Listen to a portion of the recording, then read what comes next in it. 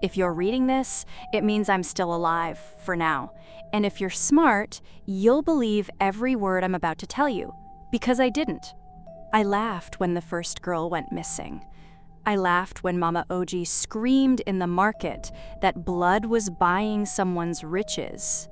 I even laughed when my best friend whispered, "What if it's true?" I stopped laughing the night I saw what lives inside that mansion.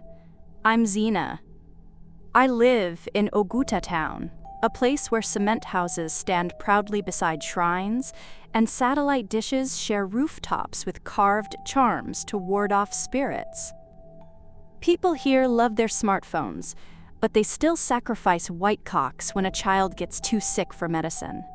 Our town wears modern clothes, but underneath the fabric, the old ways are very much alive. Everyone in Oguta knows Chief Maduka, or thinks they do.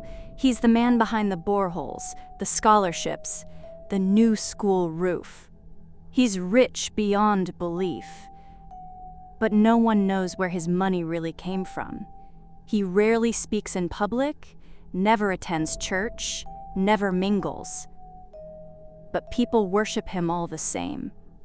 They warned me to stay away from his house. I didn't listen. All of this started with a joke, one I'll never forgive myself for. At first, it didn't feel real. A girl vanished here, another there. People whispered, mothers cried. But nobody really panicked. Maybe she ran off with a boyfriend. Maybe she traveled. Maybe she's hiding somewhere. That's how they explained it. But deep down, we all knew something was off. Every 7th night, not the 6th, not the 8th, the 7th, a girl would disappear, just like that. No blood, no screams, no signs of struggle. One moment she was there, and the next gone. Then it happened to Chica. She was more than my best friend. She was my other half. We talked every single day, shared food, shared secrets, even shared dreams.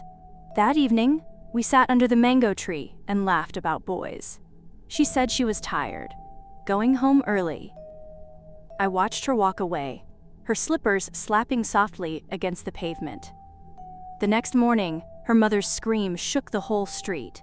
Her sandals were found just outside their gate, neatly placed, like someone had made her take them off. But Chica was gone. No note, no sign. That was the moment I couldn't pretend anymore. I remembered Mama Oji in the market, yelling like a mad woman, "This is Onunma, the goddess of shadows. One girl every 7 days, or the riches stop flowing." People had laughed. I had laughed, but now I wasn't laughing. I started counting back.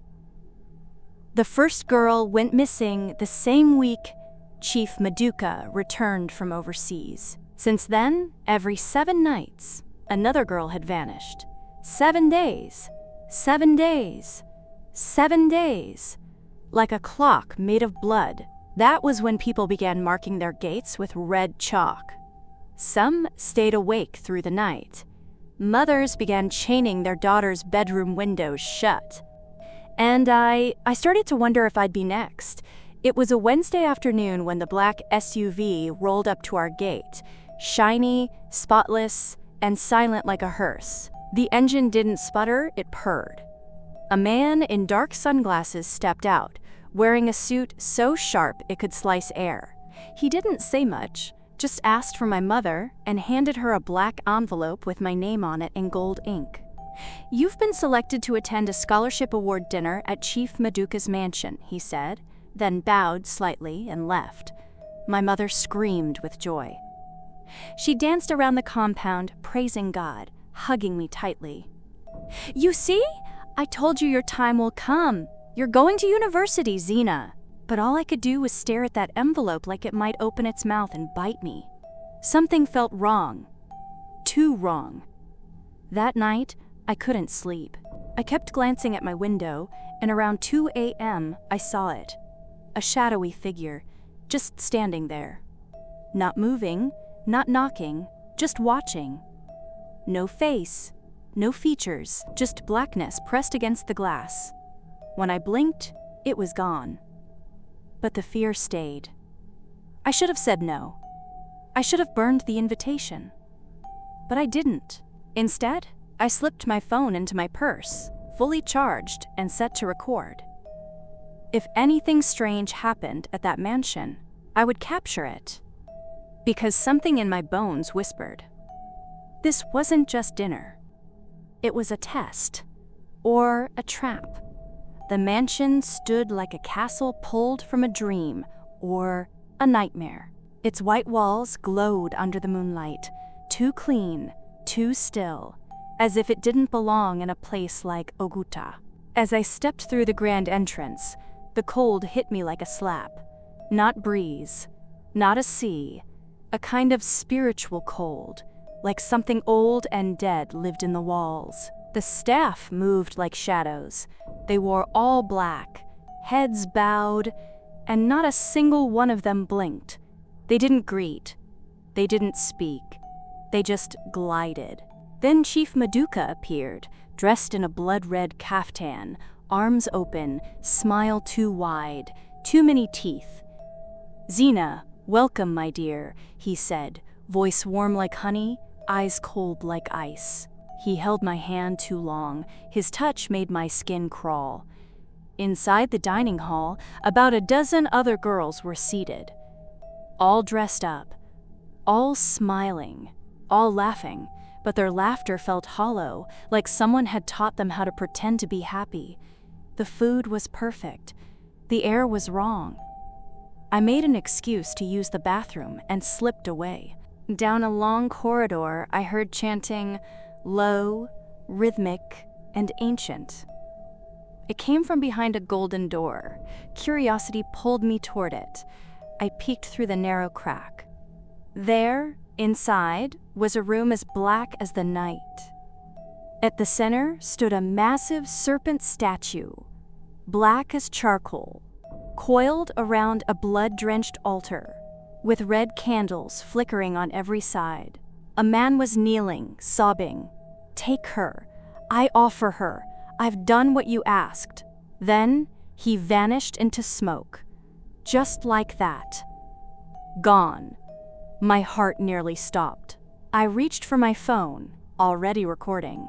But the moment I zoomed in, the screen went black. Battery full. Phone dead. And then I felt it. A cold hand on my shoulder. No sound. No breath. Just that frozen grip on my skin. I didn't dare turn around, because in that moment, I knew whatever touched me wasn't human. I didn't look back. I didn't want to see what that hand belonged to. I just ran. Bolted through the corridor, heart punching my ribs, legs moving faster than my thoughts.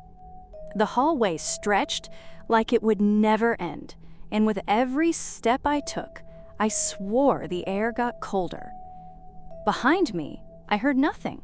No footsteps, no voices. But when I glanced back, the mansion staff were coming. They didn't run. They glided. Smooth, silent, like ghosts with legs. I ducked into the first room I could find, a dusty servant's quarters, unused and forgotten. I crouched behind an old wardrobe, trying not to breathe too loud. My hands clutched my useless phone. My knees ached.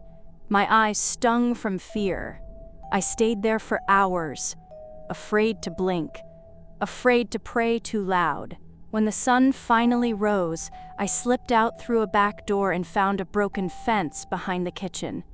My wrapper caught on a nail, tearing, but I didn't stop. I ran. All the way home. I burst through the front door like I was being chased by death itself. My mother jumped. "Zina! What happened?" I couldn't speak. I was shaking too hard, Later, when I told her everything, she laughed softly. "You've been watching too many horror films, eh?" I stared at her. "No, Mama," I whispered, clutching the charm I had hidden in my bra. "They're not human, I swear."